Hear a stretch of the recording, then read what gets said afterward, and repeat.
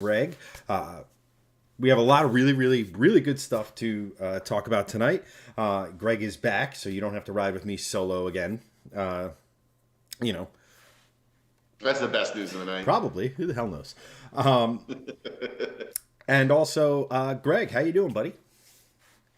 I am good. I am really good because we have some really cool things to talk about tonight. First and foremost, we have a subscriber from a couple of weeks ago. We have a new topic from one of our subscribers in our supporter group. So thank you to Justin, who I'm sure will be on stream in a little bit, to talk about his topic as well. We also have big news in the auto industry, which is the Integra Type S. Everyone's been kind of trying to figure out if this is going to be a real performance car, and by all measures, from what we're seeing online right now, it is. It's probably going to have some really good stuff, including Civic Type R power. So we're going to go through all the specifics of that tonight. And we also have huge build news that we just got in this past week, not only about our Volvo 245 that is now back in Pennsylvania from Texas, thanks to Aaron, another supporter, subscriber, OG watcher of the channel, and guy that's always on this stream as well. But he's the guy that is going to be building it with me. But not only that, the original 245R has been resurrected like a phoenix from the ashes. It is back. So I am super stoked to bring you guys some news on that, as well as some pictures, as well as who is helping us out with that one. So, subscriber topic, Integra Type S, and big time build news for us on this channel and this page, and just shifting lanes in general. So, really excited to bring you guys that. And yeah, I'd say let's say hello to everyone that's joining the stream. Good evening, Andrew. How you doing? Welcome. Hey, we have. I think you're on time this time. So there's a win for that. Justin, what's going on, buddy? How you doing? Yeah, a lot of really cool stuff. I actually stopped by Blue Sky today. And Blue Sky is who exactly, for those that are tuning in that don't know what you're talking Blue about? Sky is the shop that is building the Mustang. So we are a bit of a holding pattern. That's fine. That's fine. We're waiting on the transmission to be built. It is what it is. But it is there. But it's there, and as soon as the trans comes back, it's a 3 to 4 day process to get everything installed, and then then it's to dyno and tuning time, which I cannot wait for. Yes. So yeah, a lot of really cool stuff.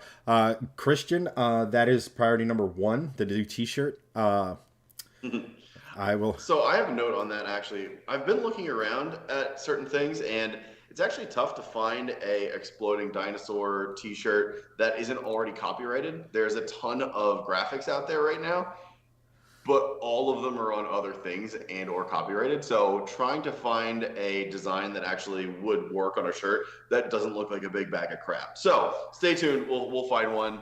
I've been doing some looking in the background, and we will find one hopefully by the end of the month to get you guys. Don't worry about that. Yeah, it's tough because we could either hire a graphic designer, have them make something for us, which takes time and all that, or Yep. So we'll get there, guys. Yeah. We just give us some time.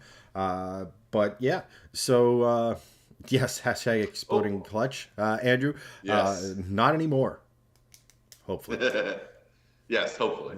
Oh, and also on merch news, really quick, just so not everyone leaves the stream. Brand new hat here that I have found a good embroidery company online. This is actually embroidered. It's kind of tough to see, but it's not just an iron-on or a graphic. It is actually embroidery. This is just a standard white over gray with our logo trucker hat. I'm bald, so I really love trucker hats right now. So I just ordered this as a sample. It's very good quality. This is actually, it's not like some random company. This is a Yupong. You've seen this label inside of tons of baseball hats. Like, this is a legit quality hat. It's amazing. I'm going to order a couple more for myself. So if anyone's interested in actually getting one of these, I'll give you guys, just at cost pricing for those of you guys that support us that do want a hat. And we can just hash that out on private message or everything. But this thing's great. It's super comfy. I like it a lot. And it was actually pretty cheap. I think this was like 25, 26 bucks. So it wasn't too bad. But yeah, it's good. So we'll have some more merch for you guys coming soon. A little bit tough for the holidays coming up, but hopefully in January we'll have some more stuff for you coming your way. But Christian raises his hand. I think he'd want a hat too, so that's good. We can definitely get that out to you. This is by a company called Queensboro, which is nice. You may have seen their ads on Facebook or anything like that. They're a good, reputable company. Then the quality's excellent. I'm going to be wearing this hat all the time. They also do embroidery on this kind of stuff. This is just a Patagonia hat, but you can make beanies out of it and big wool hats. So that's cool too. Maybe do some of that for the winter. But anyway, on to the news. Let's first talk about the big automotive news, Integra Type S, because that is probably the most controversial car of 2022, I'd say, just because of how polarizing it is with everyone that's a purist wanting it to be a two-door and the old Integra and look like the renders out there, and everyone that's not an Integra purist and is like, ooh, cool, we get a hot version. Great, in for that. Yes, so to those of you, Acura just released a press announcement confirming the worst kept secret in the automotive industry currently. Acura today confirmed the development of a high-performance Integra Type S set to join the lineup in the 2024 model year. Promising ultimate street performance and driver engagement, the Integra Type S will be powered by a high-revving 2-liter VTEC turbocharged engine producing over 300 horsepower and paired exclusively with a 6-speed manual transmission and limited slip differential. More details to be shared closer to launch. Basically what I'm hearing is if you don't like the way the Type R looks, alternative with more luxury. Pretty much. You pretty much hit the nail. Like a bit more luxurious, Civic Type R. And usually, the way the Civic Type R was designed, even with the camo, it had the big wing. It looks like this is not going to have the big wing. It might just have a rear deck spoiler or even a duckbill, depending on what direction they go. So you're going to get basically the same performance, not the crazy wing. I personally like the crazy wing, but it looks like with the camo, it looks very clean. There's definitely some wide body you can see. There's some fender flare action going on. There's the triple exhaust. For a fact, the Civic Type R has a triple exhaust, and over 300 horsepower. They're putting the Civic Type R in here. Maybe it'll have a little bit more horsepower, maybe a little less, not sure. My guess is they'll probably bump it 5 to 10 just to make it more accurate. But whatever. It looks great. Like these pictures make it look excellent. Yeah, so first off, the ordinary Integra, not really all that exciting, if I'm being perfectly honest. It's like Honey, I Shrunk the TL, which isn't to mean that it's ugly by any stretch of the imagination, but it was underwhelming, for lack of a better way of putting it. And I don't know, man. Like, I think this is. I'm curious to see what this does. Like, I feel like if they're gonna make something based off of Type R architecture, Civic Type R specifically, it's got to be better. It's got to be faster. It's got to be more desirable. Because otherwise, why? You know what I mean? I'm not going to sit here and say that we're worse off by having another enthusiasts based car, a car, designed for people like us. But if it's just like just remember the Type R is already pretty dang expensive. This is going to be an Acura, so it's going to have more luxury and more tack and more of we'll just say a more comfortable interior with more toys. So it's probably going to be heavier. So it probably needs a lot more power, or not a lot more, but it needs more power to mimic Type R performance. And at that point, again, it's not like the Type R's interior is terrible. So right, it isn't. It's a Civic, so it's not like anything to write home about, but it's definitely not. You're not hopping in an EK hatch from the 2000s. Like it's definitely more upscale than previous. Hey, don't you talk down about the EKs? Them's fighting words. Yeah, where's Alan? We need Alan in here to defend his K motor honor.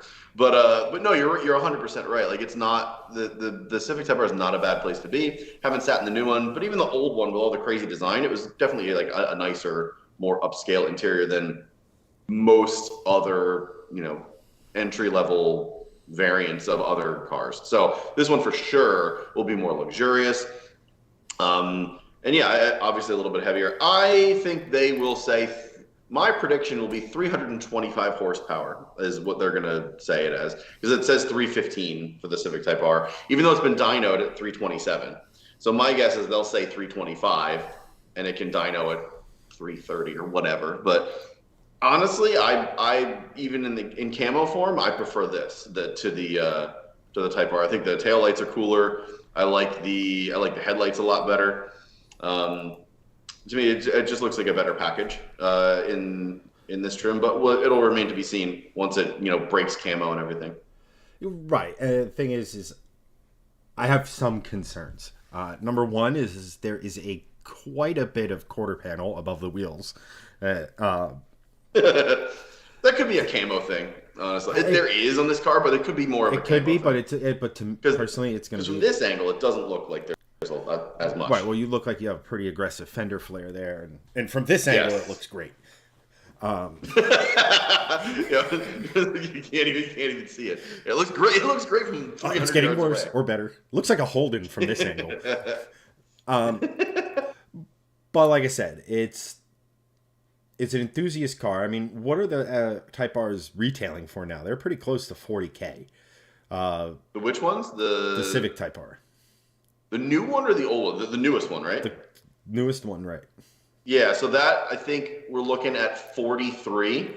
But with markups, you're almost near Supra pricing. You're in the 50s. Yeah. So like I said, it's a lot. To quote Steve, I'll enjoy that car in Need for Speed or Forza because I'm never going to afford it. And therein lies the concern I have about this car. The biggest concern I have about this car. Is it great that we're returning to a glory era of Honda, where the Type S and the Type Rs and all that stuff's kind of coming back?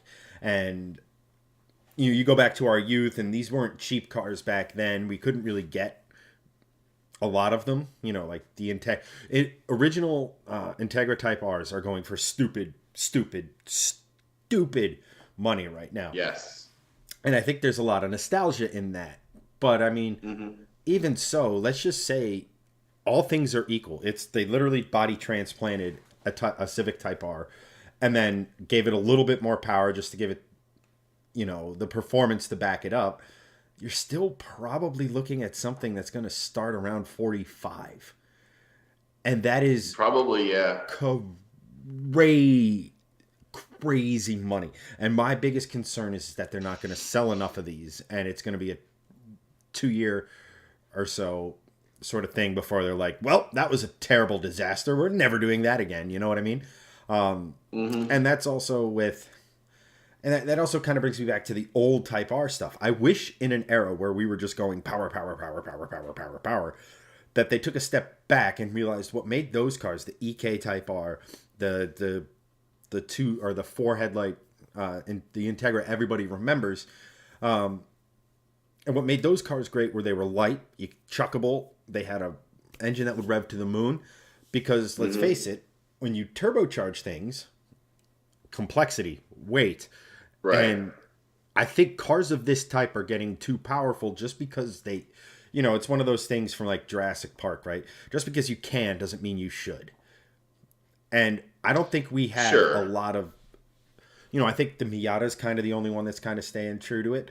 But I don't like the BRZ, FRS, GR86, whatever the hell they're calling it now, Partridge in a Pear Tree. Those things, we always complain about them having enough power. But again, small, lightweight, chuckable, that's kind of the ethos of Type R, the ethos of what these cars were. And now that we're getting 300, 350 horsepower, that's fantastic. I love that. But if no one buys it, what's the point? And if no one buys this, right. Honda or any other manufacturer's reasoning to bring another, we'll just call it hot hatch, because it's part hatchback, part coupe, part whatever. But like hot hatches are dying because the horsepower wars killed them. You just when you look here, like, oh, I could have 45 grand in my pocket. I could have this, or I could go find a 2015, 2016 Mustang GT with a manual and right. and have that. Or you can look on the used market for, say, Lexus ISFs or things of that nature, where you're getting the perception that you're getting more. Like, you don't have to be an utter nerd to do this. Right. Steve Ellis swap Miata for Christian. Flying Miata does it. Been there, but yeah. So like that's. I think you bring up an interesting point, because that's always going to be the debate with car enthusiasts like us, right? It's like, oh, okay, well, there's new cool cars coming out. The new Type R is out. The new Type S is out. Oh, it's going to be 45, 50 grand. Well, I could really just chuck up the same amount of money and buy a Chevy SS with a big ass V8 and just slap a supercharger on it, and you have a lot of power. That's towards the power realm. You also could be like, well, 45, 50 grand, I could also buy a lightweight Lotus and take it to the track. Obviously these are very different things, but $45,000 to $50,000 for a compact four-door hot hatch with basically front-wheel drive, which isn't a horrible thing. Front-wheel drive with an LSD is a really, really solid performing car. But it's the infinite would you rather. Like, what would you rather do? And I mean, a lot of people will choose this, but a lot of people won't. And I think that's the original Integra and Civic Type R's were supposed to be affordable. That's not really what these are anymore. So right, I think a lot of that has to do with the pricing of the market currently. It has to do with enthusiast cars going sort of the way of the dinosaur, at least in the ICE terms, because the more of these that are made, the less people are going to buy them. So they're going to have to upsell them with pricing. People are going towards more EV, and ICEs are being phased out, and so is the manual. So they can charge this, and people will buy it. Well, that's the thing, right? Like, Honda apparently, by all accounts, had pretty good success with the reintroduction of the Type R with the Civic, and things of that nature. So it's a weird thing, right? I think we're getting to a point where I don't know the best way to describe it, like an equilibrium, right? It's like there's enough insane people to spend almost $50,000 on this type of car. Let's find the butter zone to where we make the whole project worth it. And the fact that it looks, by all accounts, to be a body swapped Type R means a lot of the R&D has already been done. Right. They're not developing a new engine. They're not developing a new LSD, a transmission, chassis, etc. They have to fine tune it for the body and everything like that. But yeah. So just real quick, Antoine in chat goes, think about this. The 11th gen Civic Si is being marked up between $5,000 and $20,000 over its MSRP. The FL5 Civic Type R is on a $20,000 plus markup. The Civic Si and Type R are hard to get. The current Integra trims are being sold at MSRP or as little as $1,000 above MSRP. Nothing radical. The Integra Type S will be more attainable at MSRP with little to no markup and readily available over the Type R. I guess we'll see. But let's just remember, the more performance, the more desire, right? Like, I think the Integra as a whole is, I don't have the sales numbers in front of me, so I can't say this with absolute certainty, but I just feel like from a just car culture perspective, it's something of a flop, right? I don't see many of them on the internet. I don't see many people modify. I'm sure people are modifying them, but I don't see a ton of them being modified. They're good little cars, but in an era of a crossover, people don't really care about a good little car. you could go and get it for someone who's looking at that type of vehicle. They're more than likely going to be more swayed to have a Civic with, again, it might not be as nice inside, but does everything you need, and there you go. And it's weird. I hope this car does well because I want to see manufacturers as we get closer to the EV/hybrid future. I don't want companies to be scared to make stuff like this, and Yeah. I just worry that it's going to be it. They've gone ahead and priced themselves. They're going to price themselves right out of the market that's actually enthusiastic about it, because I feel like Christian said in Facebook chat, isn't it kind of supposed to be fun to drive the slow cars fast? I'm paraphrasing, but like that's kind of the point. Like the original versions of these cars were fun to drive because they ticked all the visceral boxes and they weren't making a metric ton of horsepower. Not that I mean, I understand that I am saying this firmly in the process of adding roughly what one of the base Integra's, more than a base Integra's horsepower to my Mustang. I understand that. But from a purely consumer perspective, it's one of those things where the horsepower wars were great and we got a lot of really, really cool cars and really, really capable cars. But the market that likes this stuff, I mean, they're preying on the nostalgia of guys our age who could potentially afford vehicles like this. Right.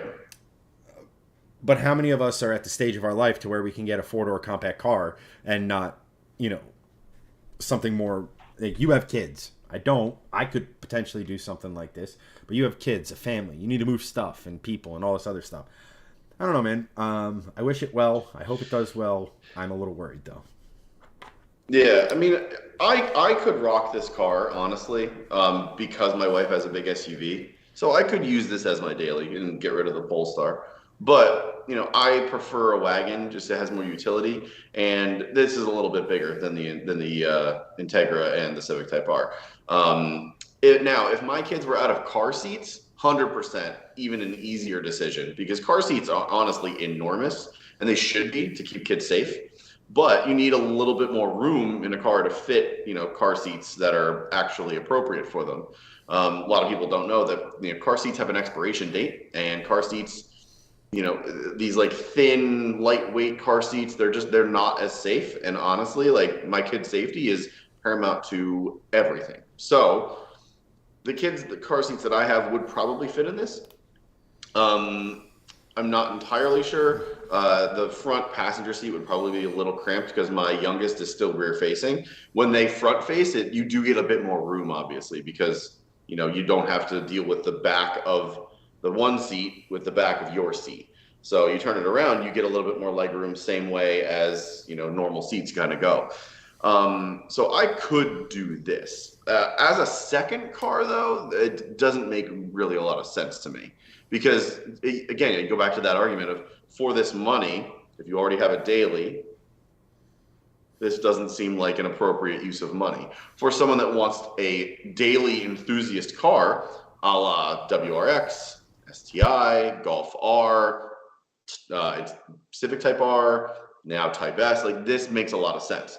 I don't see this as a second or third car. I see this as someone that wants to buy it for daily use and make it really an enthusiast, daily. But I also hope this thing, I hope it blows up. I hope it sells like crazy and people just want it and they make more cars like this. But three things I want to note about the car really quick. While we're looking at this, obviously the fender flares are very pronounced. We can see that in the front end here on this picture. Yeah, that's right. On the front end here, you can see a wider mouth in the bottom middle. I wonder if they've done a front-mounted intercooler. If you look at the hood, it might be a trick of the camo, but it looks like there's almost a dive into the hood where there's an opening, not for a hood scoop, but like for just some heat dissipation, which looks kind of interesting. So that would be a really interesting design element / functional element on the hood, which would make it look a lot more aggressive and cool. Remains to be seen. Can't really pick it out from these photos. And then also in the rear, there's a pretty aggressive diffuser situation going on, which looks really cool. So I'm hoping that that maybe carbon fiber. There'd be some really cool carbon fiber bits that come along with this. That would be really neat. And also the side strakes on the on the side of the car. I'm not sure if those are on the regular Integra. I have to go back and look at the design, but it just looks more aggressive all around. With the flares, the revised front end, the diffuser, the side skirts. It looks good. I think it looks really excellent in the camo trim. I think this looks better than the Type R, just based on the camo alone.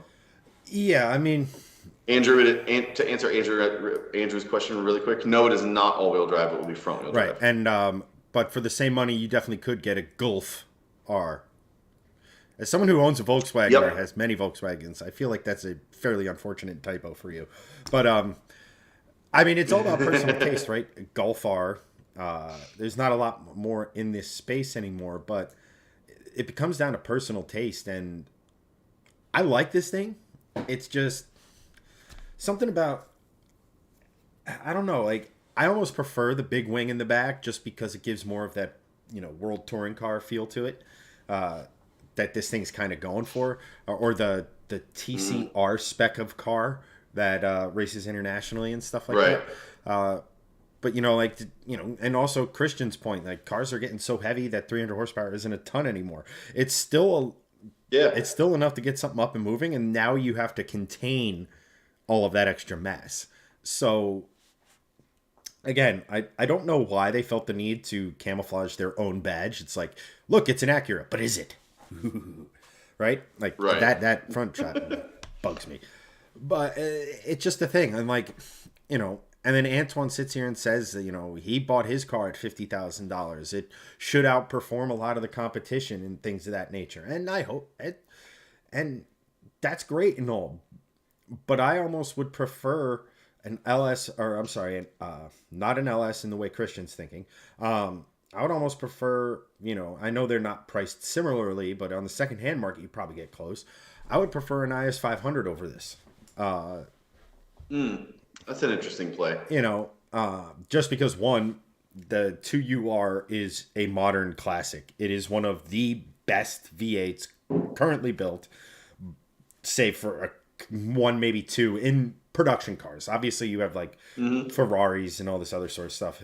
But in like a production sort of sedan and things like that, it's just, I don't know, man. Like again, I don't know how to feel about this. I'd have to see it. I'd probably have to drive one. Like cars like this, you have to drive. You can't really come to a complete opinion on it without actually getting behind the wheel and driving it. Yeah. And that's, that's pretty much it. Yeah. So, Yeah. But I mean, to Andrew's point, you it's could exciting. go IS 300, which you're going for, and I'm talking about the first generation, like I had. And if you spent 45,000 on that, you'd probably end up with 3 times the horsepower that this makes, rear-wheel drive, and Yeah, exactly. So I think it's a cool car. I'm excited to see. I'm excited to see it fully unveiled, what it does, and you know, God willing, maybe we'll have one on channel someday. That'd be very cool. We should. I mean, Yeah. So go. I was going to say, do you want to go to Justin's topic, since he has been waiting patiently for 2 full weeks to talk about it? I don't know. Do you think we should wait? It's a good topic. I think we should wait until the new year. Yeah, you're probably right, Justin. I'm sorry. We're gonna have to wait until the next one. Chad, do you have it queued up in front of you by any chance? Yes, I do. All right. So, if for those of you that are watching that are not in our supporter group, we have a supporter group called Shift Squad. We're in there every week talking about cars and things like that. It's been a little, sparse recently just because of all the craziness that is the holiday season. We share memes in there. We talk to you guys outside of the stream. And we're also going to start doing other things. We're actually doing a meetup in a couple weekends, our first ever meetup with supporters here in Pennsylvania. We're going to do a drive around, and we're going to meet up at Victory Brewing Company in Downingtown, Pennsylvania, which is going to be a lot of fun. So if you want to support us, it's basically $5 a month. It helps us to continue to make cool content for you guys. It supports us, and you guys get other things in return. We're also going to be sending you different things in the new year, stickers. We'll do exclusive merch in there for you guys if you want. Again, also to support us, but just to get you guys some cool stuff that you can also collaborate with. We also bring you guys in on this stream, and that's where this topic comes from our Justin. Thank you so much for this topic again. And Chad has it. Go for the topic now. Okay, so sorry, just gonna get the times down here. 30. Yes. Chad writes because we turn these streams into stream highlights, which you can find on our second channel, Shifting Lanes 2. And if you're watching on there right now, you're a legend. Steve. Basically, that's just you. There's Steve. There's a DAW75. A Nathan Sam. Big said you could get a Polestar for Type S money. So yeah, you could. That's true. I put the I put the full thing in chat, and then as you could see to my right here, it doesn't fit. Takes up the whole screen. It takes up the whole thing. Nice. So I'm going to try to paraphrase this as much as possible. So from Justin, for a little while, I've noticed that car enthusiast groups have been in steady decline over the past few years. Now, I know everyone has their separate groups and interests: LS versus Coyote, muscle versus tuner, import versus domestic. But in the end, we are all car enthusiasts who enjoy our passions. But I fear the coming generations will not have the same interest or passion for the hobby and lifestyle. His question comes from, or is, what can be done to ensure the survival of our passion? Case in point is my grandfather's Model A that no one really knows how to work on or really know anything about. And one day soon, it'll be all but forgotten. What I do is try to be as involved as possible at meets, shows, or cruise nights to interact with people. English words. Unfortunately, I see a lot of people who are very proud of their vehicle but seem stuck up about it and almost too good to talk to anyone about it. Like it's some sort of big secret. A lot of these people that want to talk to you are younger kids, and these older people are doing, and all these older people are doing, are pushing the younger people away. Long and short of it, I basically sit here and say, as I interpret this question, it's the future of car enthusiasm. What is the current generation doing to help the future generations? And has this lifestyle, has this culture, has car culture in general become too toxic? And should we all take a gigantic step back and remember why we're all into this sort of stuff to begin with? Greg? So yeah, yes and no. So car culture has always been toxic. It's the same sort of narrative that has amplified all sorts of people to have opinions on the internet. Politics obviously being the biggest one. Everyone has an opinion, and now you have social media to give you a platform for that opinion. Car culture is very much the same way. A lot of people that really hate stanced cars, like especially with the huge camber, they're awful, slammed, burn them all. Yes, but most people will go online and say, your car sucks. When you're actually out in public and you see a car like that, or you're at a show and see a car like that, you would never ever go up to someone and say your car sucks. At least most people wouldn't. Most people don't want to start crap. Most people just want to be respectful. And most people just, aren't interested in starting a fight at a show that they've come to willfully on their own. So I think the internet has definitely enhanced that, especially social media has enhanced that level of, sort of not necessarily negativity, but, keyboard warriorness, if you will. And I for sure have been involved in that as well. I'm not innocent in that either. So I think that's part of it, is the level of toxicity has definitely been increased and evolved over time because of the internet. I also think that the internet has been really good in bringing people together on the total, juxtaposition of that. A lot of people that never would have met or never would have become friends have become best friends, or even husband and wife or life partners, whatever, through the car community, through the internet. So I know several Subaru people that have gotten married because of their love for WRXs and meeting on a forum. So it's really cool to see that sort of part of it. And I think that actually is going to be the part that wins out, because the negativity is sort of always going to be there, but people just want to talk. But the positivity over time should rise to the top. Especially if we have a way to positively get all of this out of our systems. So don't just go spreading hate on stuff. I hate the slammed cars too, the cambered stuff, but I'm no longer commenting on any of that stuff anymore online, other than maybe on this stream, because it's just one, it's just not worth my time, and two, I'm not going to change those people. And commenting on a build like that, like it honestly doesn't matter. So I really think that the internet is going to be a positive over time. I hope, and that's my hope, and that's what I think is going to happen. The way all these people talk about their cars and like don't want to hear about any other person's opinion on it, that definitely has been going on since the beginning of car culture. It goes back to Anywhere. like forums, or even just Yeah. in general. Well, just meets before the internet. Like if you went to, I've There was a several world people that I know before that the tell internet. stories from the 70s and 80s. Right before the internet, you go to meets, you go to car shows, and these guys, with the chairs, they sit out there, and someone will say, "Oh, that's a whatever," and the guy will just be like, "No, it's this," and like instantly shut down the conversation because they think they know better. They may know better, but it's always done in this like holier than thou, mightier than thou sort of mentality. But that's never going to change. The best thing to do is just ignore those people and go find the people that do want to talk, that are just straight up enthusiasts. Like, I know a lot about Volvos. I don't know everything about Volvos, and I'm always learning more, and I'm trying to just be a better communicator about it. And if I know something and I know something's right, I will die on that hill for sure.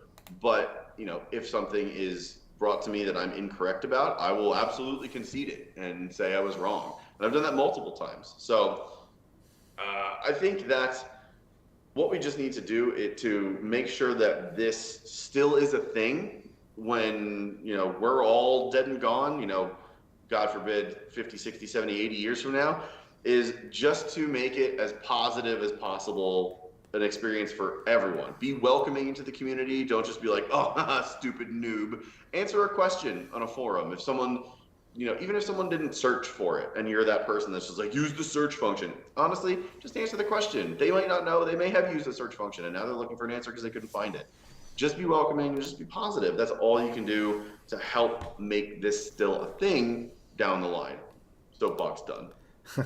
So I really want to touch on the last thing you said, and that is one of my biggest pet peeves is the use the search function, or they make some sort of joke or this, that, or anything. It's like all you're doing in that particular situation is making someone feel like nothing, and they're like, whatever. I don't think I need to be a part of this. I don't really care. I don't want to do it. You know what I mean? And and I hate that. Like, so one of the things I will say about car culture is that better than any, and I've said this on stream, I've said this in videos, I've said this ad nauseum, is that I firmly believe the Volvo community is one of the best communities out there. I've been a part of BMW forums, I've Lexus forums, Toyota forums, Mustang forums, and when I say forum, I mean either the forum itself or a group on Facebook. And the Volvo guys are just so nice and accommodating. Like, and those are the memories I remember about owning a C30 more than the car itself. Like meeting great people, going through and having someone pick up the phone and say, "Hey, I'm going to help you install this part via the phone." Someone like a Rich Forsyth who did that for me on, I can't remember how many different times, and that's the stuff like I really want to focus on. It's one thing to sit here and joke on people and say, "Oh, you're doing this," like let's just say the overly cambered stance crowd or anything like that. And then I don't like that, but then again, I don't like donk culture. I don't like a lot of things about car culture, but it's car enthusiasm, and we're going to need that going forward because, let's face it, you've said this I don't know how many different times on this channel, that more and each generation, people's enthusiasm for driving gets less, and we have to reverse that trend. We have to make people excited about driving. That's why, like, to our previous topic about the Integra Type S, I think with that car they missed a golden opportunity to make something that's kind of a Miata BRZ fighter, except kind of have an old school charm about it, and something like that, to where it might be affordable to a someone in their early 20s, or as it goes down into the used car market, it might trickle down, and someone who's getting into cars and going into high school can have something like that that they can make their own and modify and things like that. So, like, I just what I really, really, really, to your point, what I really, really don't like are the guys who are like, I did it. And it's almost like, I did it with no help from anyone. Therefore, you should do it without any help from anyone. And that's nonsense. It's utter nonsense. It's utter crap. I cannot at all stand. That's like the number one thing I loathe. And you will see, if you're part of some of the groups that I am, that's when some dickhead says something like that, I'm usually pretty darn quick to call them out on their nonsense, because what good are you providing other than getting a cheap laugh for yourself? And but honestly, as far as what can be done to keep this, I mean, I think honestly, people just go out there. If you see a car show or Cars and Coffee, go out there, say hi. You know, if they're the right cars or the right group for you, say hello and talk to them, and this, that, because most people are nice. It's like everywhere else, right? It's the 90% of people are good. But it's the 10% who aren't that are the loudest. So your chances of finding someone good are pretty high. It's just, don't let the nitwits deter you. Yeah, I agree with that. I think that's great thinking. And I think that's really the best we can do. I'm sort of forcing people to not be total dickheads. That's the best we can do. So, Yeah, and to Doug's point, that's I pretty just much saw, it. yes, in most cases, forum searches is awful. Google is a wash of Yeah. information, some of which is true, some of which isn't, and it's almost impossible to sort through the difference, especially if you don't know what you're dealing with, right? Like, I have no idea what I'm talking about right now. So this sounds good. One, it works. One will make my car explode. Like, and Yeah. then Facebook I has think no search function in the groups.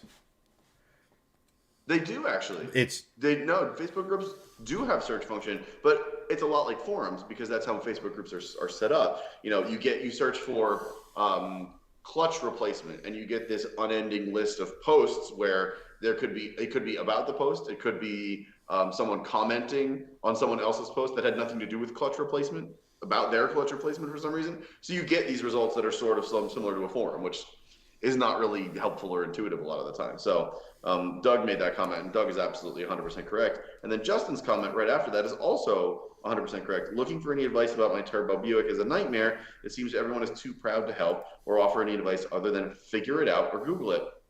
And I think that it depends on the community a lot of the time too. I feel like muscle cars in that era are very much still of that mentality because it's something that Doug DeMiro has talked about a lot on his channel too, is those cars weren't necessarily like poster cars for us and our generation growing up. A lot of people those were, yes, but our poster cars were like the 80s Lambos more or less, 80, Ferraris, 90s performance cars, Supras and GTRs and Evos and WRX STIs and stuff like that. So like those are the cars that we kind of more gravitated towards than the old school muscle cars. And the old school muscle cars still have that connotation of that community being less helpful than other communities. Chad touched on it, very well. The Volvo community is part of the reason why I will always own a Volvo, and I've made a video on that. I'm going to make another video on it probably, in the new year. The Volvo community itself is just an excellent community. It's a great resource. There's so many helpful people in there, and it's a community that really is welcoming in many, many different ways. And people are just generally helpful, which is such a refreshing change from what Justin is getting with his turbo old Buick Grand National crowd. That being said, I've also met people at some of these meets that would just talk your ear off about the car and answer any question you've had about their 69 Camaro. So a lot of it depends on the person, unfortunately, and very much with why we're going towards that self-driving thing is you can't change the human behavior, and it's the same thing here. You're changing the end, what the end user gets, the car. So that's why we're going full self-driving. Everyone's too distracted. You can't change the human behavior. It's the same thing here. Unfortunately, you're gonna have to change the human behavior, and that's likely not going to happen. So the best course of action moving forward is to change your own behavior and the behavior of those that you procreate. Make your kids or your friends the ones that that spread the positivity, or just be better people, and don't be that forum person that says just use the search function. Like, I've done it once or twice, and honestly, it left a really bad taste in my mouth. I even went back into those threads and was just like, hey, sorry, I had a rough day. Here's a couple threads that might help. So I really think that you just need to continue the positivity, and that will then breed more positivity. That's really honestly the only thing I think we can do at this point. Yeah. So I mean, Daw75 on YouTube, in the YouTube chat, goes, I strongly believe your positive Volvo forum experience partly comes from Swedes. We are a small population. We need to help each other survive to get by. It shouldn't always be about money and stuff like that. I think that culturally it kind of comes from the same thing. I agree there. Culturally, but most of the positivities come from the U.S. Honestly, the Swedes have been very, very opening, very helpful, and I love our Swedish fans, and they've been arguably nicer than the U.S. side. Easily, not arguably. The Swede side has been nicer than the U.S. side. The U.S. side has been shockingly helpful and opening and open and welcoming. Honestly, more so than I would have imagined. Yeah, and I mean, like Antoine's kind of making a good point here. There's a lot of disconnect in the car community online or in person because people get so caught up in being stuck on the same sort of specifics. Specific meaning that they only like JDM, KDM, GDM, USDM, your EDM, and PDM, and nothing else. You could be the most knowledgeable person about a certain types of cars, but be a prick at the same time, all because someone thinks another person is mechanically savvy. We're not, or they're not. They're just trying to get help where they can, find a part at a parts store, or what brand of part could be better than another. So that's the thing. When someone asks a question, it's coming from a place of like, hey, I need help. And when someone just, it's like, it's like being a good Samaritan, right? Like, you don't have to sit here and say, well, you clearly don't know nearly as much as I do. So you're not even worth it. I'm just going to step over you in the street. Good luck. I have nonsense to deal with. Like, it's, yeah. And I do want to point one thing out. Because I kind of like to get an idea of our supporters and things like that. I went to Justin's profile, and his profile pic, he looks like Rutledge Wood, for whatever it's worth.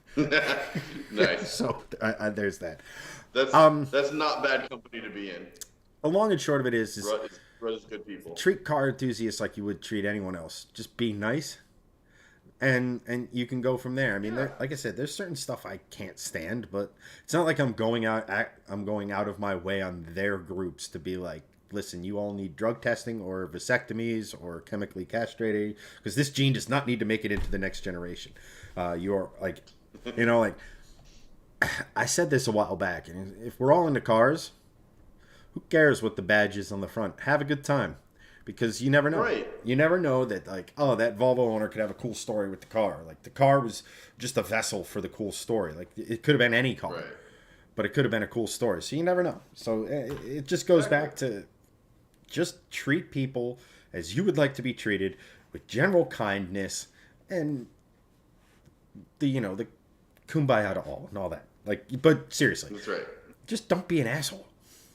Right. Just don't seems easy, but it's something our culture completely has lost. Trust me, as a former total absolute asshole, It is so much more draining to be that than it is to be just a normal, even-keeled person. It's so much more draining to just be bitter about everything. Trust me, I literally was that person in college. Just don't. Just don't. Yes. And on that note, I need some more juice. Please hold. All right, All now of we're you gonna. admire my new floor, and we'll talk about that when I'm back. While Greg is away, we're gonna test and see if the new cameras I installed are working. No. Please no. Steve, you're all right in our books too, Steve. Also, I always wanted to pull up in a Yugo dressed up as a clown. Whatever, man. I mean, at the end of the day, we don't hang out with each other because, you know, I don't hang out with Greg because he has a cool car. You know, he doesn't hang out with me because I'm going to have a stupid fast car. We're friends because we're friends, and that's more important than the car itself. If the car is a vessel to get there, yeah, all the better. Antoine asks, are U.S. Or American car people more pricks than people in other countries who are car enthusiasts? In my experience, not really. I mean, you get a larger volume just because we're all in the United States, and the percentages are going to be most people are from the United States. But I mean, I've been, with BMW forums, for example, I've been yelled at by Germans, like Europeans in general. How dare you not know this? Oh, you got America only got this spec, blah blah blah, like that sort of thing. I think it's just culturally as a whole. People have insecurities, and they're instead of just being generous and hoping for general human kindness, they just want to be a dickhead to make themselves feel Superior? yeah, get you through the day and stuff like that. So, uh, Well, Justin, I think another great T-shirt idea, based on that, like, don't be a dick, help out your fellow car guys, is just say, um, or something to the effect of, don't use the search function, I am the search function. There's a sort of like a play on Tavarish's I am the warranty. That would be a good one. so Oh, to Steve on YouTube, yes, we are both wearing Volvo hoodies. We used to have these up in our shop, but they got taken down. I think because we named them C30, S60R, and V70R. So I think the model name Spring was just like, oh no, those are Volvos. So they took them down. We can probably re-upload them just as like shifting lanes wagon, shifting lanes hatch, shifting lanes sedan. That probably would be fine. We may do that, but we're looking for different merch people now anyway.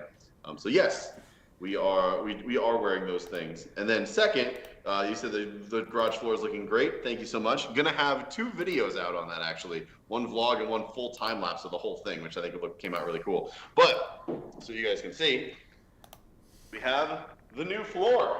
oh shoot, and it is glorious. And it's no longer pitted out disgustingness. Ignore the leaves.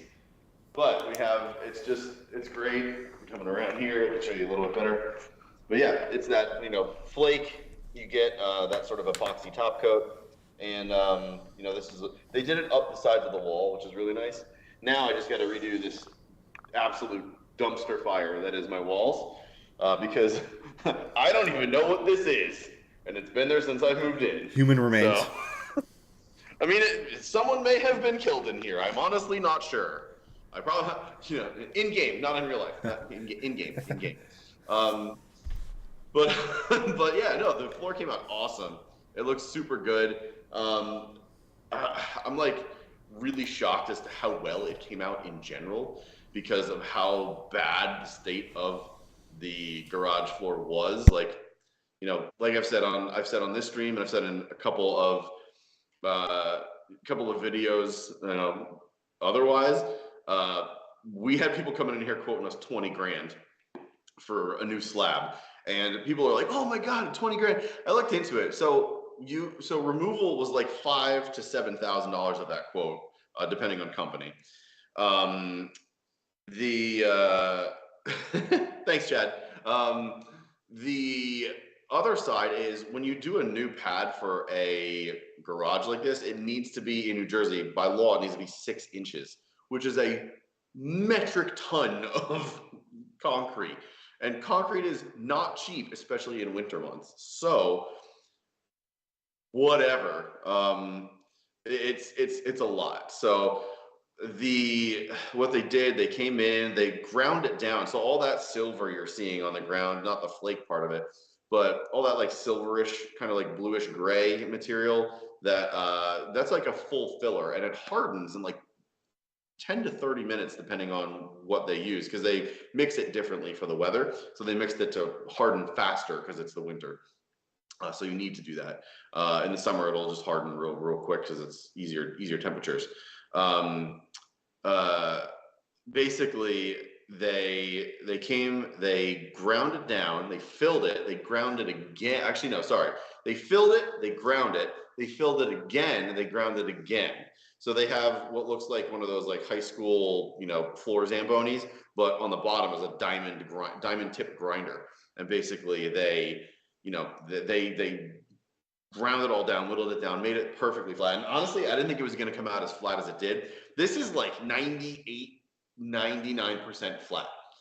My garage is on a little bit of an incline because they built it that way so that the water and everything would kind of roll out the back, which is what you should do. They graded it properly. But the floor itself is no pits, no nothing. It just looks awesome. It looks so nice in here, and it came out incredible. The finish is really good. You guys can see it. And thank you to everyone that's saying it looks great. Antoine, I did have to work a lot of overtime. Honestly, I've been saving for this particular thing for like 2 years. And thank God I did it now, because if I didn't, in another 2 years, I would have had to get a new concrete slab. That's how much erosion was in here. So they came in, they took a full measurement. So that's the material, that grayish, bluish material. They basically did that, filled everything in. Before they did everything, they did a moisture measurement, and the moisture levels were perfectly fine. If you come in here and the moisture levels are bad, all of this will start bubbling and coming up. So you can't do it. So the nice thing was, even though this house does have some water problems, we still have to put in a sump pump because their water does come into our basement sometimes when it rains really heavily or rains for a couple of days. In here, it's okay because this part of the house is not over any sort of crawl space or anything, and the moisture levels are totally fine. Everything is out back, so not near. This is near the front of the house, obviously. And all the moisture over here is totally fine. Out back is the issue. So they took the measurements and everything was, all copacetic. It was on the up and up. So we were able to do it. We booked the appointment about 2.5, 3 months ago. So this is not only 2 years in the making, but I also had to wait another, quarter of a year because of how long, the wait time was to actually just get it done, because their crew is so busy for doing things like this. But it really did come out nice. This is beyond my wildest dreams. And like, I don't mind telling everyone how much this costs, because I saved up for it, and you should be informed if you do want to do this and you live in this area or whatever. This cost, I think, roughly out the door around $3,800 to $3,900 with, $100 leeway in there. So, I basically had just put $100 or $150 aside every month for my paycheck and shifting lane stuff to be able to redo this.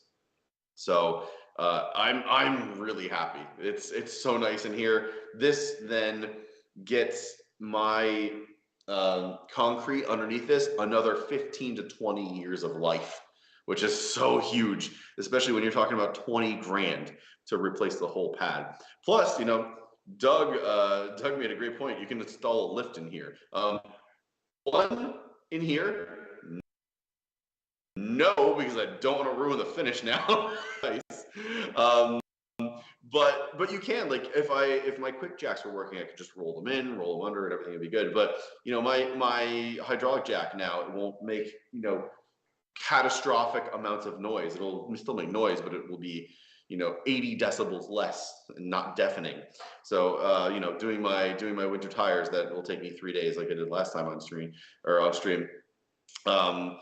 Doing my winter tires will take so much less time, because I won't have to be kneeling and lying on horrible pitted concrete that hurts like hell. Now I can just lie there. Oh, this is, or sit here. Oh, this is nice. So next weekend I'm going to be doing the winter tire swap and the tire lettering swap too. So that's going to be fun. But yeah, it really does look great, and the crew was amazing.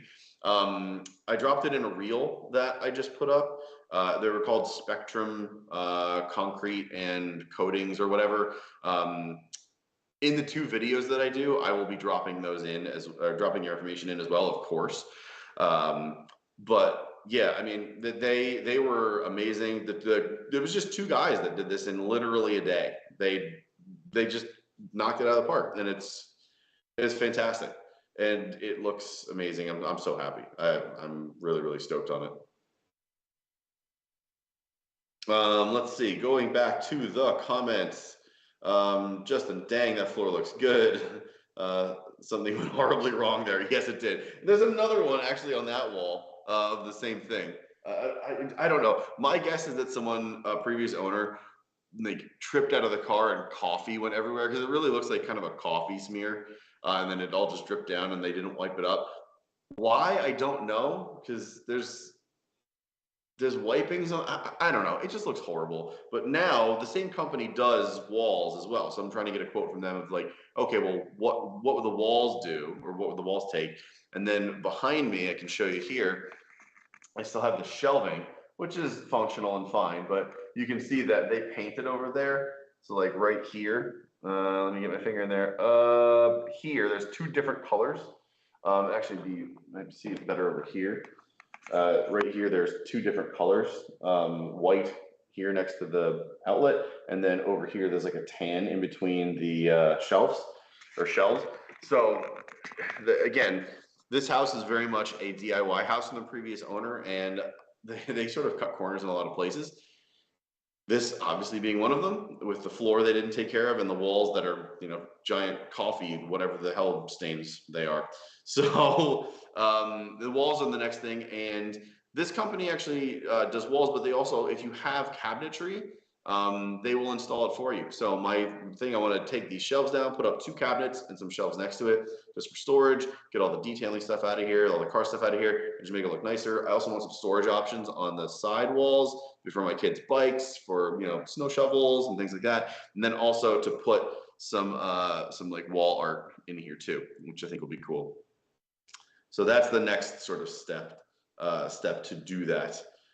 Dark gray walls would look great. Yes, dark gray walls would look cool. I'm only hesitant of dark colors in here to sort of make it feel closed in. I'm a huge fan of dark colors in general. I had a dark blue room after college that I really loved, but we'll see. We'll see what looks best. Bright white, just with the LED from up there, and this floor might just look best. So we'll have to get some swatches and kind of figure it out. But also, Andrew says that's a bargain for the floor. I agree. $3,800 for like basically a brand new floor without having to redo the entire pad. Agree. It was an absolute bargain for the price, and it looks fantastic. Yeah, I'm super stoked.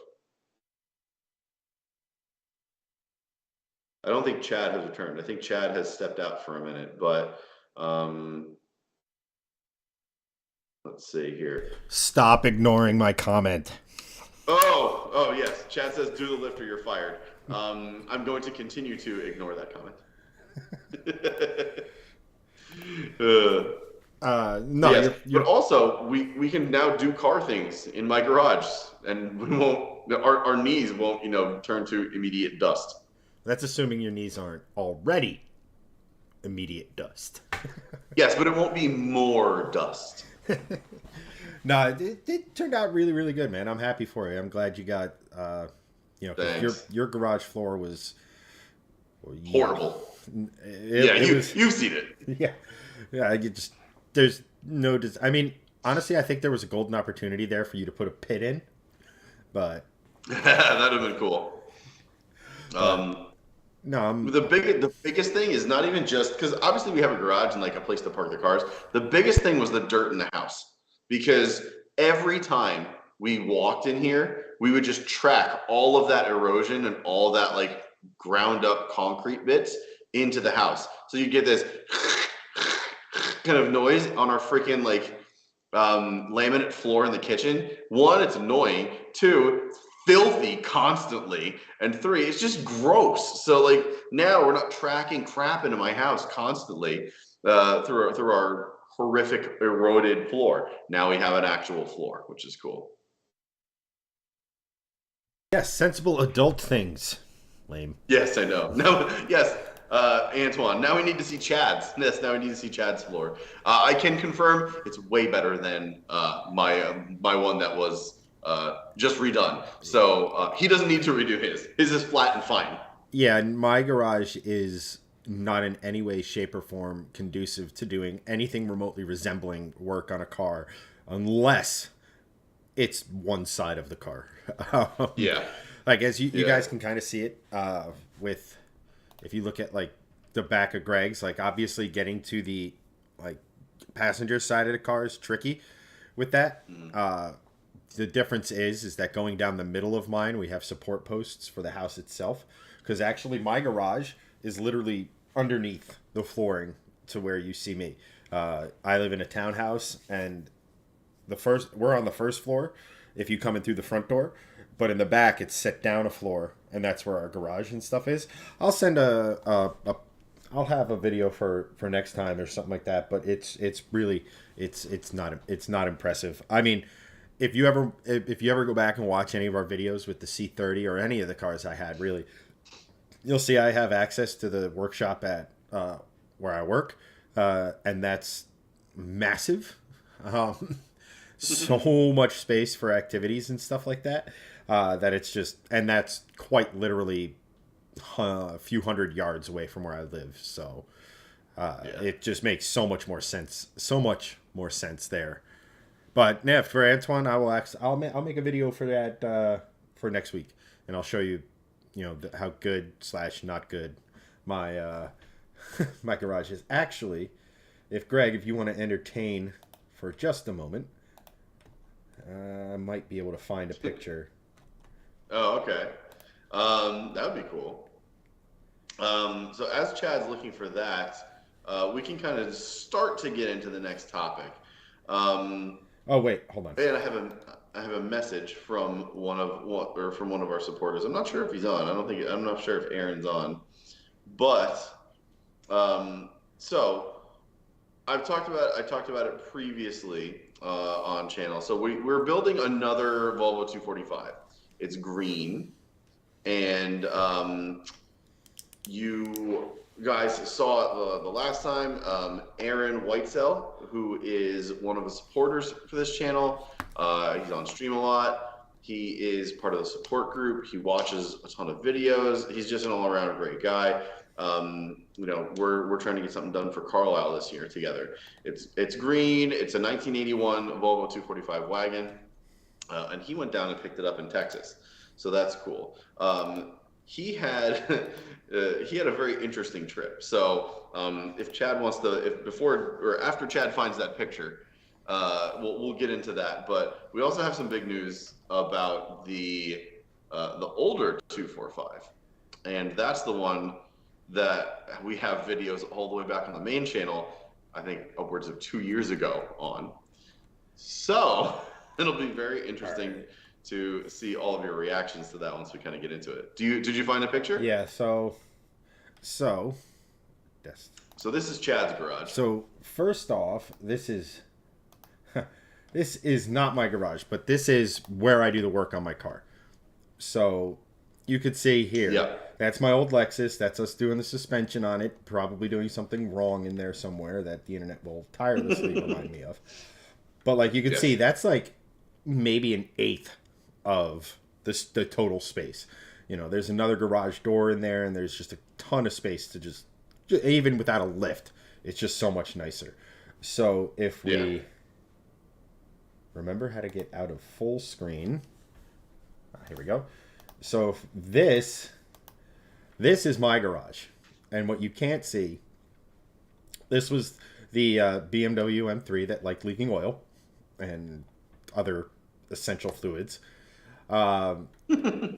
You can see the wall is right there, and then just out of shot on the right there is where Like I have all these posts. You can see we have storage going down the middle and stuff. It's just not a great place to work on a car unless it's the driver's side of the car. So Yeah. Like that driver's side door would open almost into a post. yes, quite literally with the Mustang, if I don't pull it all the way forward, I am opening into a post. So it's quite ungraceful. Yeah. No, Justin, it's not horsepower sweat because this was vastly reducing performance. Anyone who's ever owned a BMW and you just want to, if you have a friend, okay, yes, and you want them to we'll just say go fetal, go up to them and then just whisper in their ear and go Vanos leak, and watch them just be reduced to a puddle of tears. I used to have the old unit. It's literally something that's like maybe like that big. It's not big. It's the variable valve timing. And stuff. So it's first of all, it's like $2,000 for the part. It's another bunch of money for it was just awful. Antoine asks, you have an underground garage? Sort of. It's like half underground. So you can see behind in the picture here, the like pod where we would pull in, but I would have to go up a flight of stairs to get to the first floor of the house. Self-lubricating chassis, or how about self-lubricating tires? It's another good one. So there we So it was a great but like I said, it's just so much nicer working not there. But let me just see here. I'll be right back, and we're getting right into the Volvos. Volvos? Holy moly. Alrighty. So I was actually looking because I did have pictures of this. So this is the old Vantage we used to have. I had a picture of that in my garage, which is more impressive than an E46 M3, just by a little bit. But if that driveway looks familiar, that's actually Freddie Tavares' driveway, where we went and picked it up from him. Aston Martin's weird as hell key. There's actually a halfway decent shot of my BMW. Back when we wrote for Drive Tribe, we had our Lord and Savior himself. Let's see here. Nope. I am not someone who documents a lot of stuff well. Like, here you go. Here is Tavares' Supra. There's the Aston Martin. There's my BMW in the same spot. Another one where snowing at my house, not where that was. This is back when I had hope. When I had hope for the BMW. What else? The IS300 meets the M3. I miss the IS300. That's probably the one car I wish. Oh, here we go. There's the Aston with in my garage. Fit pretty well actually, but again, as you can tell, not that huge.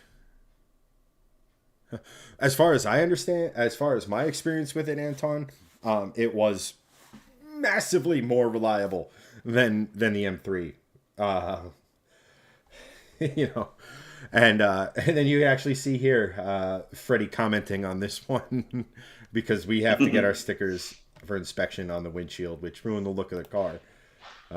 Correct. That's another one I miss a lot. Yeah, you and me both. Yes, I think you should get another one. I agree. I would love to. Do it now. We'll wait. Yeah, no, not right now. So I think we should get on to some excellent news. Yes. And I'm going to share these, or I'm going to share right now to my two wagon groups on Facebook because I think they'll be very interested in this information. So as I do that, so like I was saying, we shared a couple of weeks ago that we are going to be doing a couple of Volvo builds.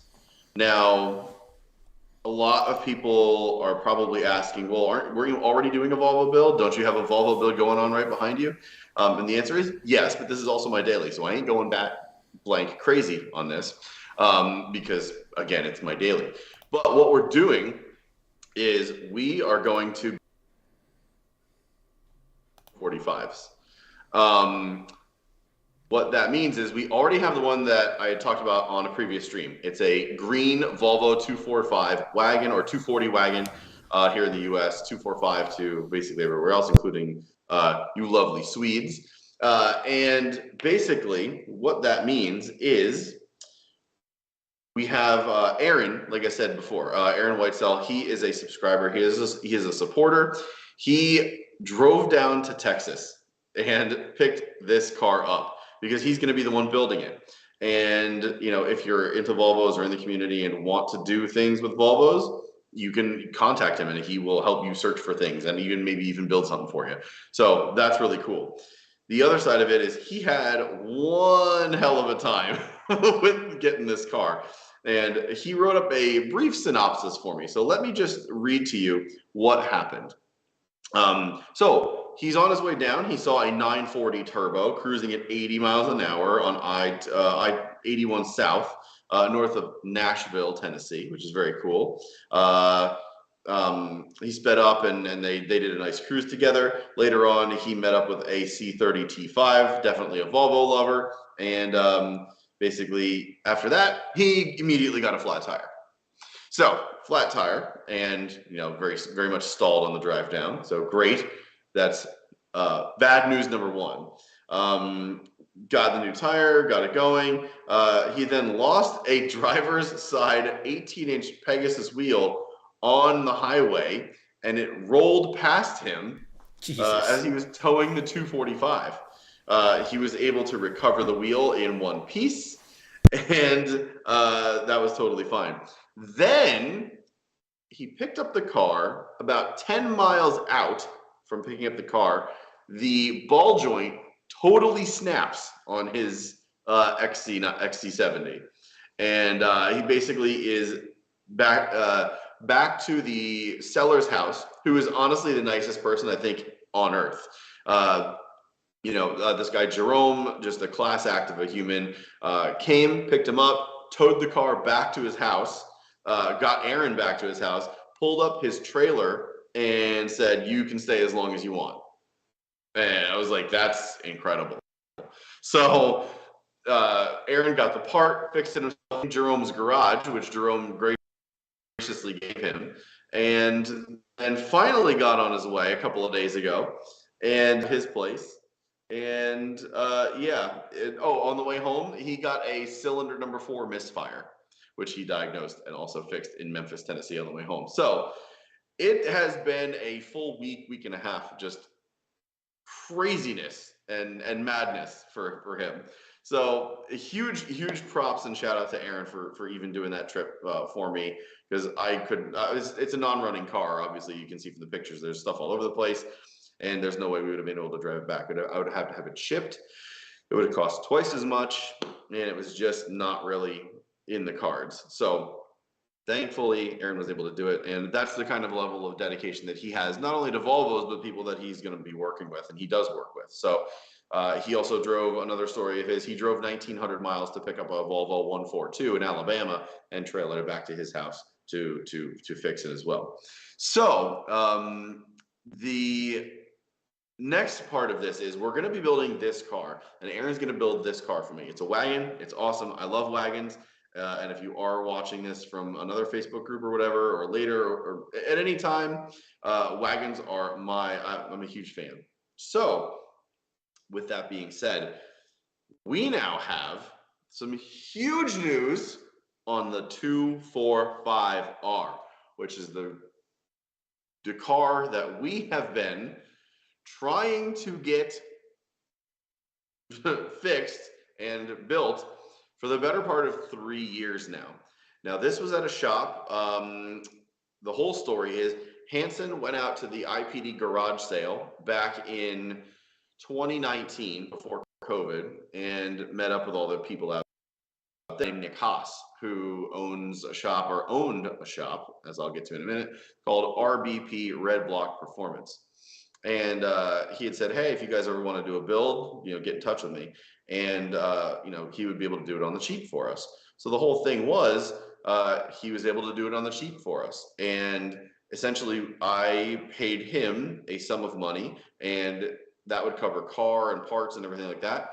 And he would then provide the labor free of charge. We would do a mutual agreement. We'd make videos together. We would try to build his business. And in his own words, we tripled his business just from the few videos that we did. So that was definitely a huge win, as also a testament to how well we were able to do things on shifting lanes and make things work for other people, not just us. That's part of my mantra. I don't want to just have it beneficial for us. I want it to be beneficial for everyone involved. So over the course of a year, we did this. We got a custom interior done. We got IPD, basically full suspension upgrade. I shipped a car out to him, turned out to be very rusty and not salvageable in a couple of different ways. We then cobbled 3 different cars together to make one working, beautiful car. And it's basically a tribute to my old V70R, which was magic blue with the Atacama interior.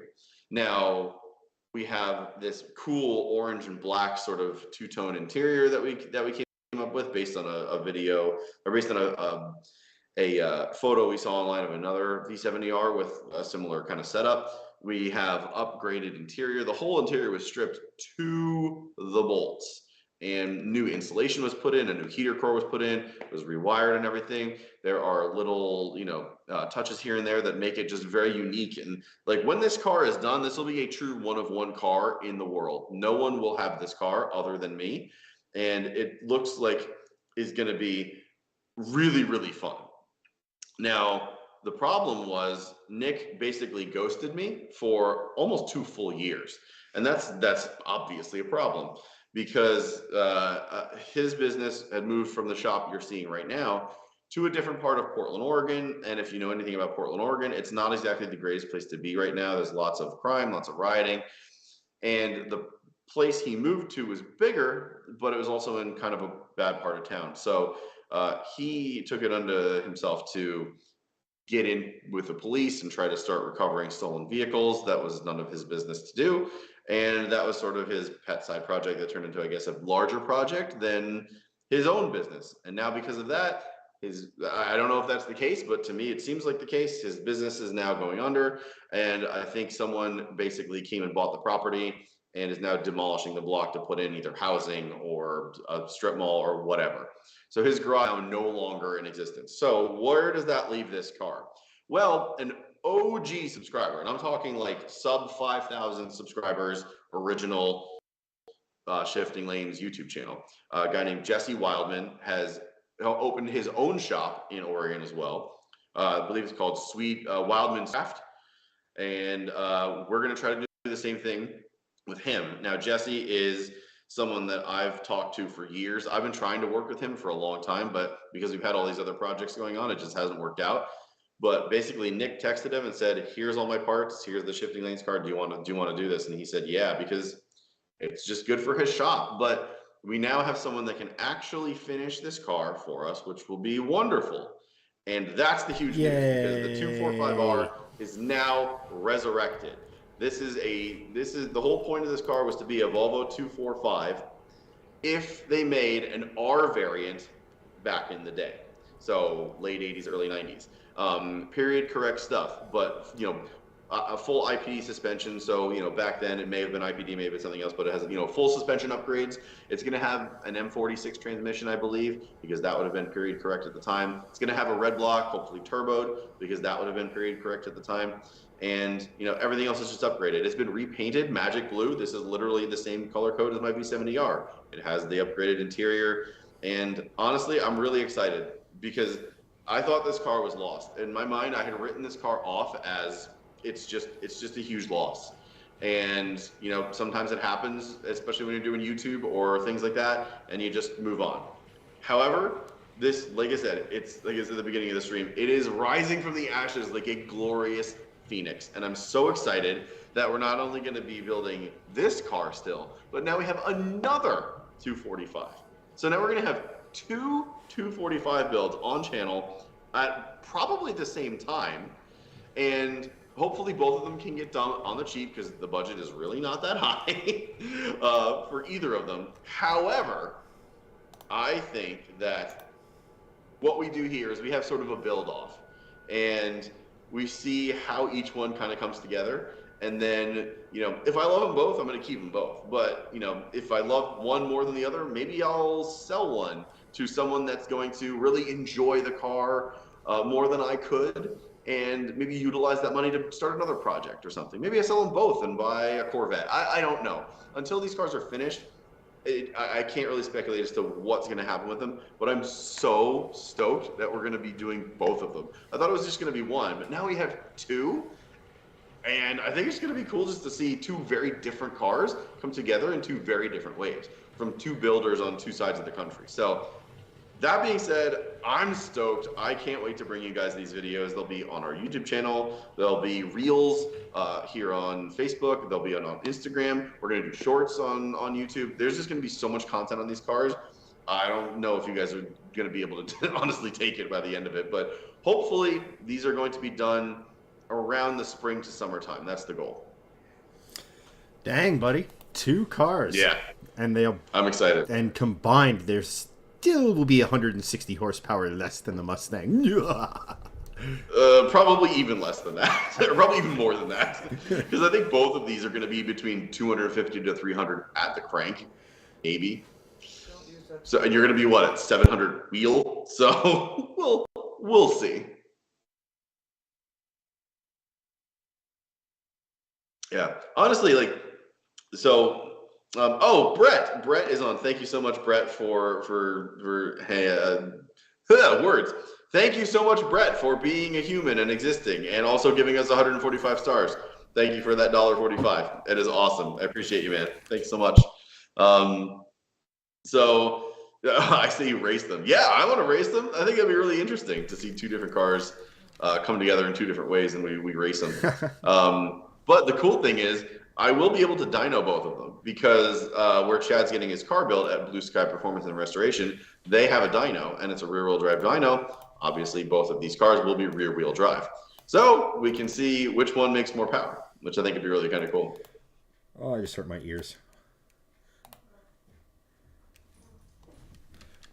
So, yeah. So, Chad, what are your thoughts? I mean, I think it's awesome. It's about, what you have to say about this. About damn time the Magicama 245 gets finished, because this is, yes, I mean, I have had to wait.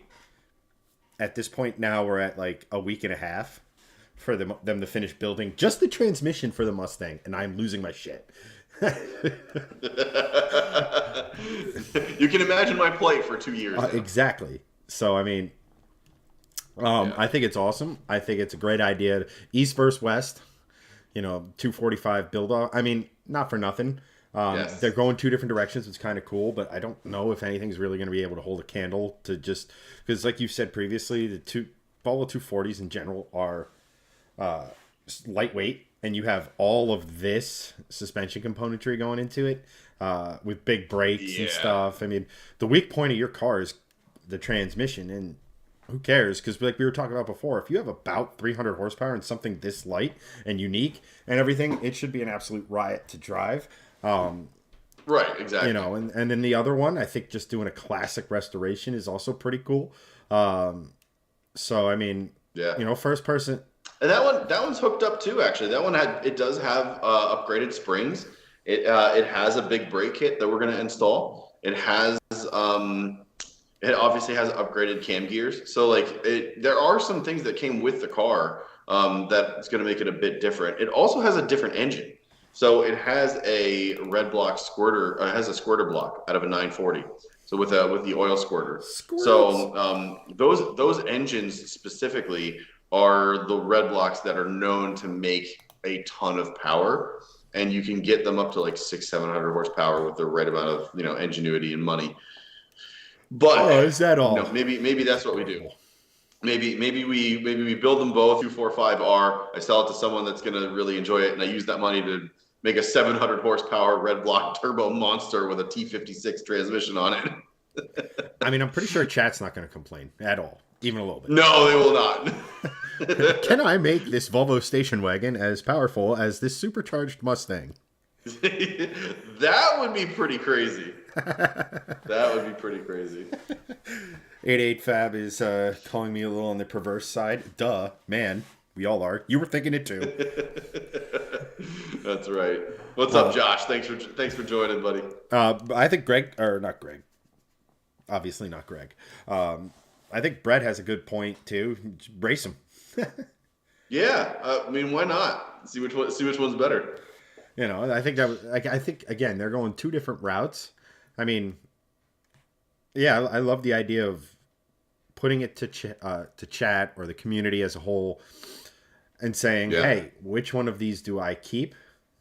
And then they decide, and then that car gets built further. I do enjoy that idea quite a bit. I think that would be kind of cool, because then it's like truly bringing you guys into these builds. You know, we can do this, you know, budget builds, you know, from here till Kingdom Come with, you know, what we do with the ship with like monetization on this channel.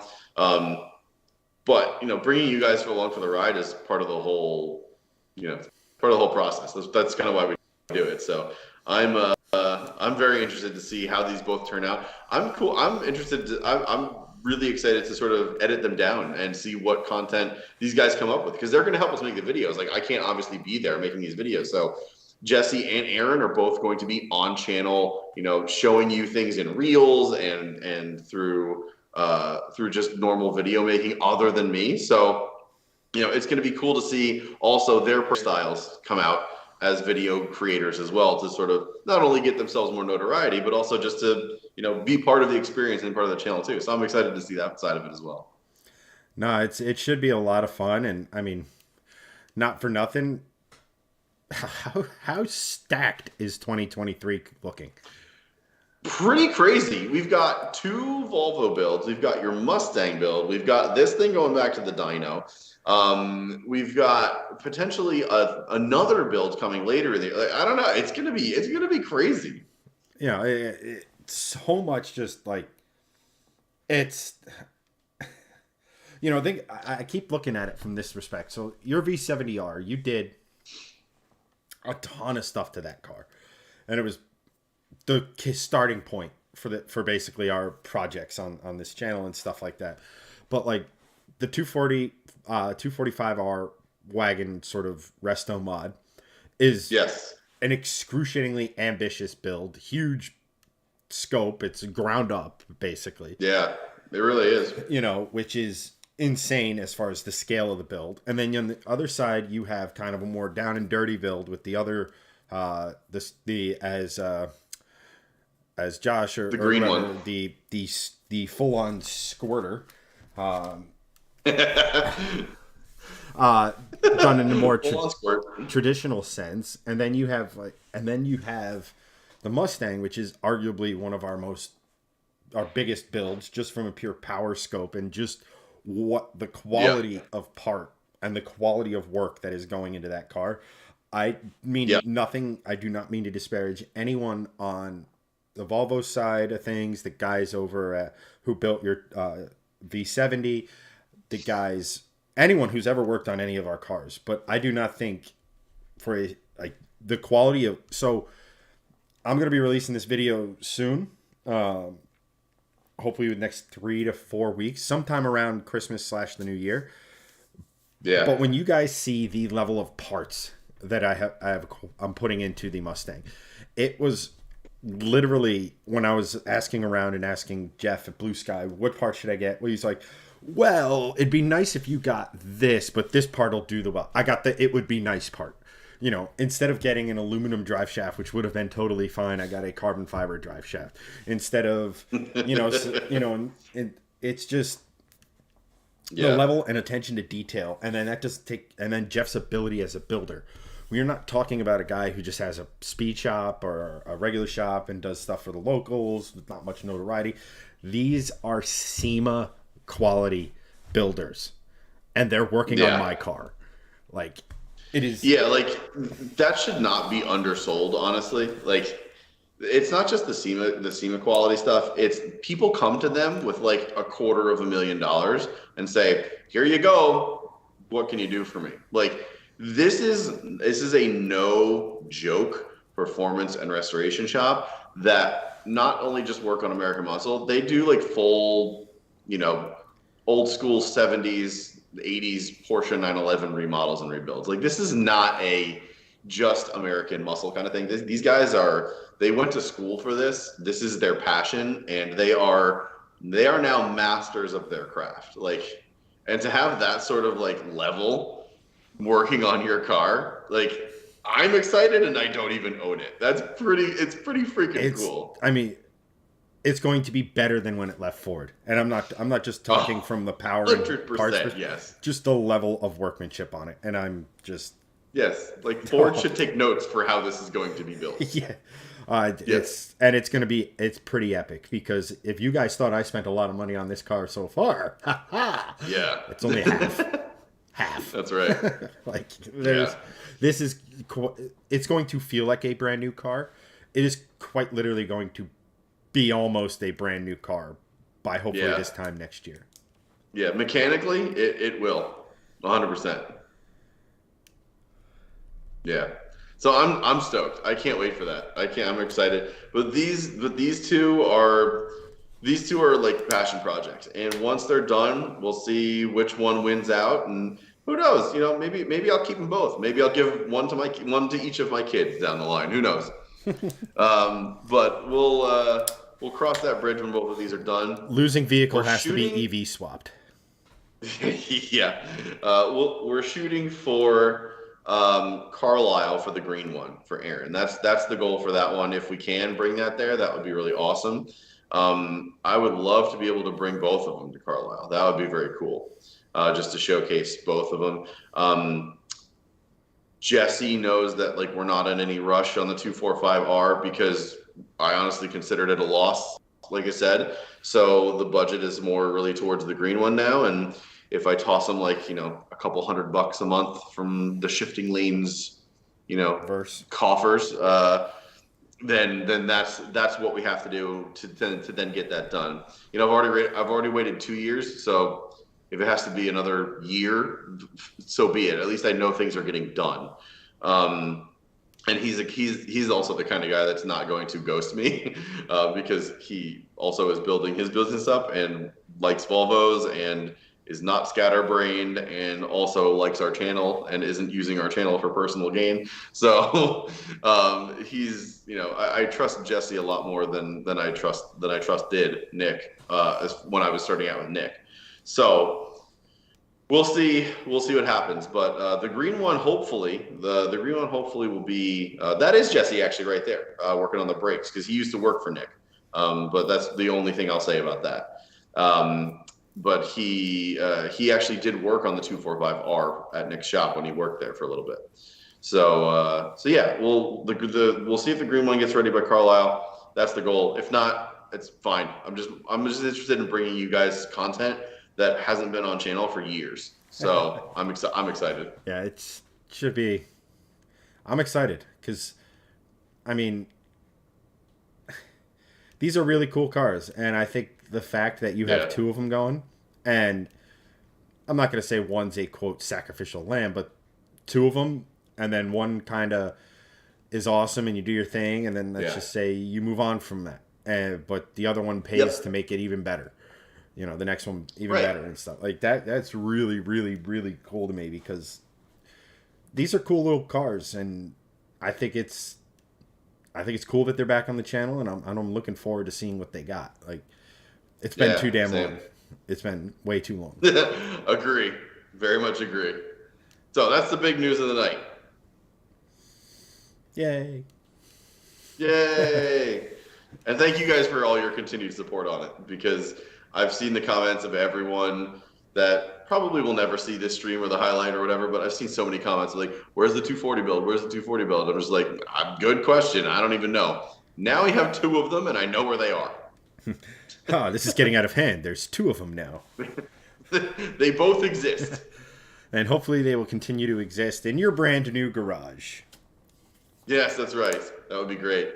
And another cool thing about the supporter group, Aaron's actually, I think, going to either bring the green one to the meet, or bring some stuff from it so that we can check it out a little bit, which is cool. What year is the green one? Shane Holland asks. The green one is, oh, hey, Shane. Thanks for joining, man. Appreciate it. Shane and I have been DMing about the car and other cars just in general on the back end. But so the green one is a 1981, and the blue one is a 1987, 1988, and 1990. Because it's literally three cars into one. Antoine, now Chad will get an S650 and he'll have two Mustangs. Oh, I wish we had that kind of budget. That'd be awesome. Let me put it to you this way, Antoine. I could, or I could end up with what's the easiest way to say this? A Shelby GT500 with a manual. Yes, that. So you could own two Mustangs, or you could put those two Mustangs into one.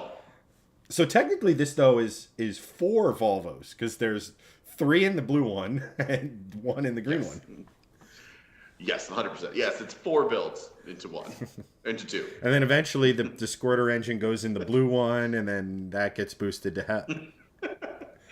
Oh man, that engine in the green one is going to be, if we get it to the person that we want to have build it, which is in Virginia, that thing's going to be something else. So I wouldn't rule out the green one just yet, because the whole point of the blue one is to be a period correct R. It's not to be this like crazy car. The green one with that engine, however, has a lot of potential of being a crazy car. So we'll have to see which sort of mentality wins out here.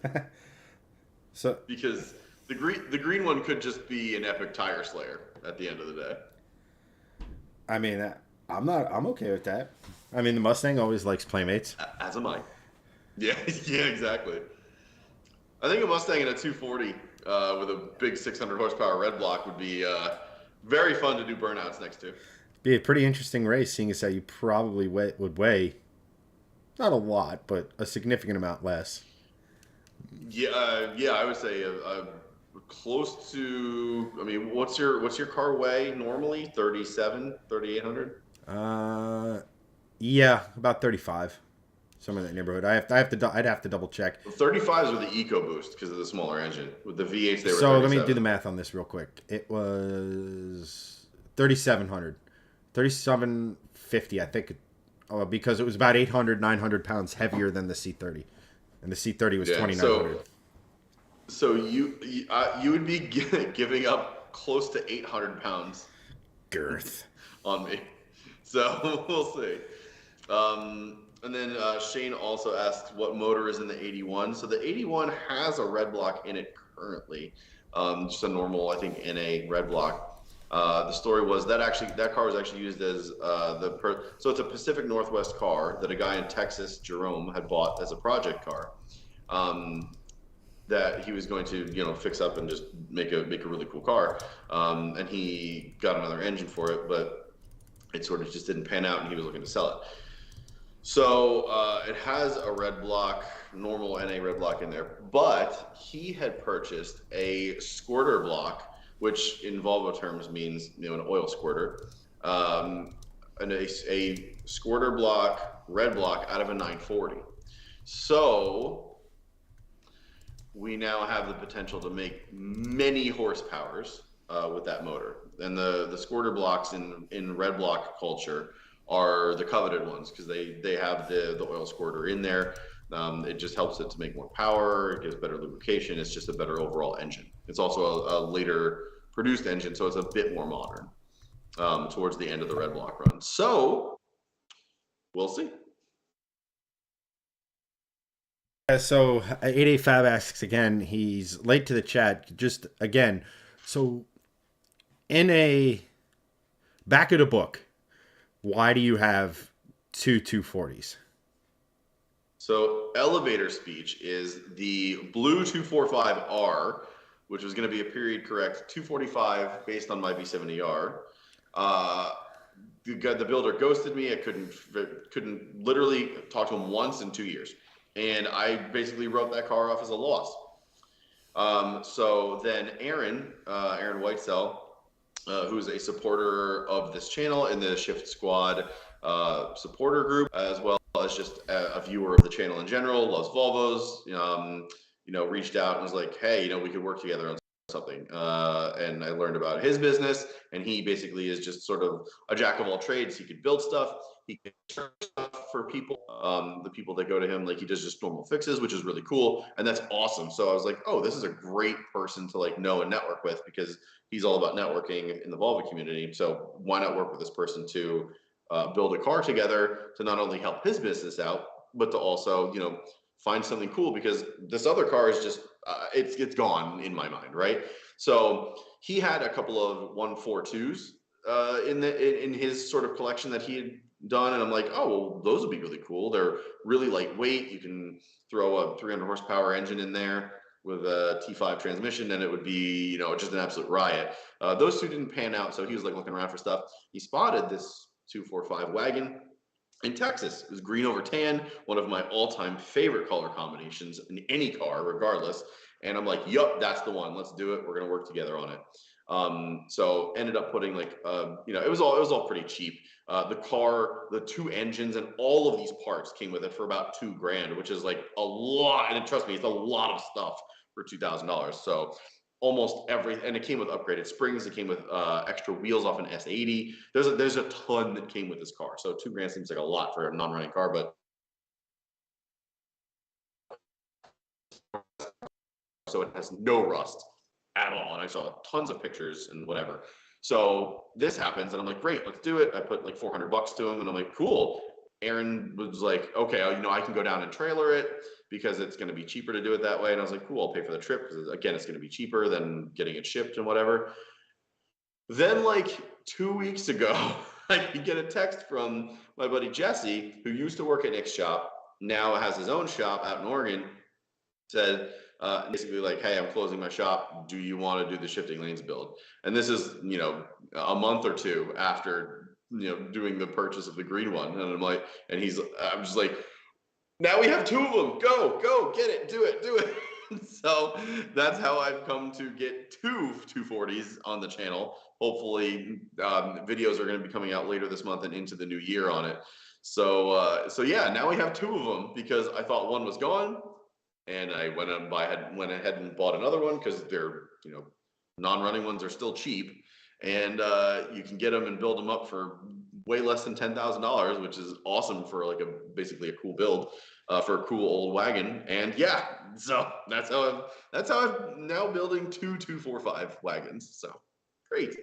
It's funny that it worked out that way. I'm excited, as you probably see, that I now have a lost car found, but that's essentially how it happened. And yeah, now we got two of them.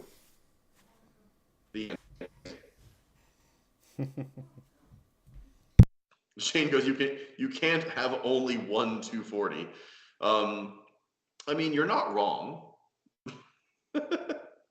They are very cool cars. Like I keep saying on street, like everyone's got a story about a 240, whether it's a friend you had growing up that your mom used to drive around places or whatever, or you got into Volvos and that was your first car because they were cheap and they're reliable and they're relatively safe, even still by modern standards. So yeah, I mean 240s are cool. They're sort of having their moment, if you will. So now I've got two of them to have even more moments. So I'm stoked. Awesome. The end. I don't know. I feel like that feels like a decent place to. What you guys said, talked to a couple months ago about the blue one. Oh yeah, Josh. Yeah, Josh. So if you're just watching the stream in general, 88 Fab is Josh. His name's Josh Briggs. He's a guy that made the downpipe for this thing. He's a master welder, and he is chef's kiss at creating amazing Volvo stuff. Most well known for his P2 Volvo things, exhausts and downpipes and what have you, making other stuff. But he and I have obviously kept in close contact, and We were talking about the blue one a couple months ago, and I'm just like, yeah, man, I have no idea. I think it's gone. So that was basically the whole reason why I got the second car.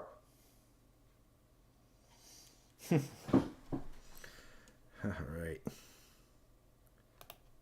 But yes, I think, Chad, you were going to say that's a good natural place to end the stream. Call it an evening. Yeah, I got. Yes, because it's almost 10 o'clock, and I think you're tired as well as I am.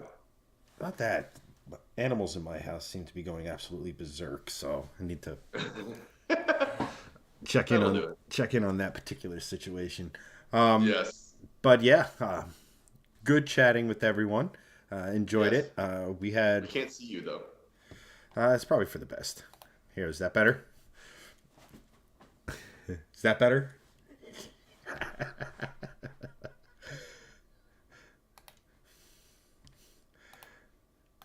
Chad just ends the stream without me. Bye. I'm in the middle of the sentence and just like, done. Oh, wait, we weren't doing that? Oh, shoot. Yes. But take care, everyone. Thank you so much for watching. Thank you for the stars, Brett. Thank you for all the comments, the likes, and so on. But, I'm Chad. That's